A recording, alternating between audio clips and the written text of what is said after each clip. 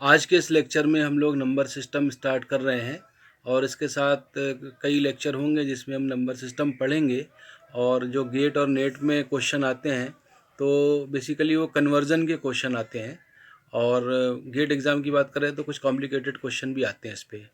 तो सबसे पहले इसका बेसिक कंसेप्ट हम लोग इस लेक्चर में समझेंगे और उसके बाद फिर जो है आगे के जो लेक्चर हैं उसमें न्यूमेरिकल सॉल्व करेंगे।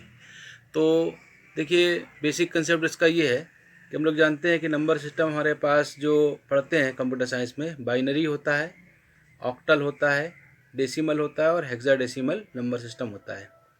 बाइनरी का बेस 2 होगा और जितना बेस होगा उससे एक कम तक डिजिट होगी, 0 से उसकी डिजिट से स्टार्ट होगी। यानी बाइनरी नंबर सिस्टम में 0 और 1 यही डिजिट्स हम यूज़ कर सकते हैं।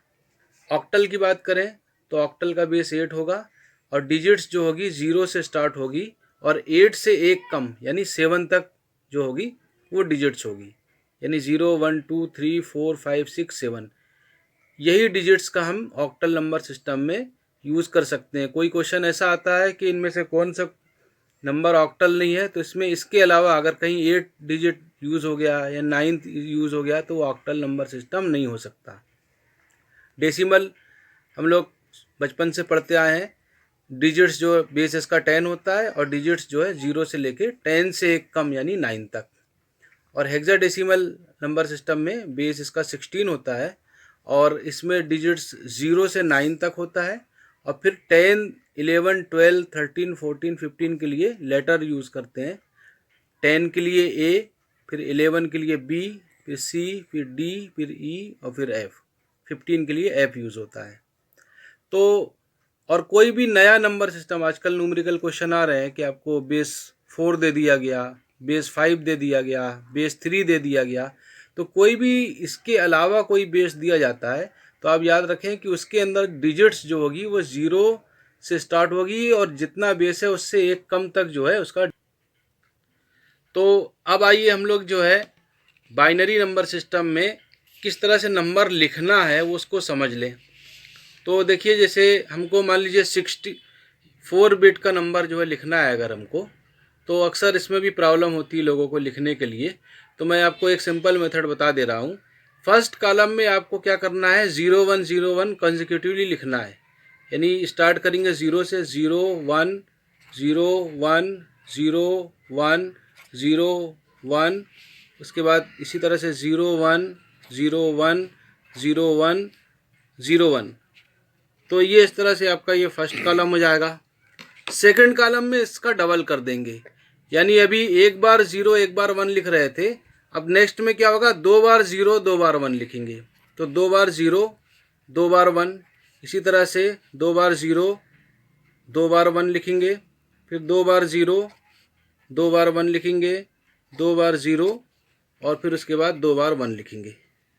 पहले एक एक लिख रहे थे, अब दो दो लिख रहे हैं। इसका डबल करें तो मतलब अब 2 का डबल 4, यानी 4 बार 0 लिखेंगे अब यहाँ पर हम, और 4 बार 1 लिखेंगे।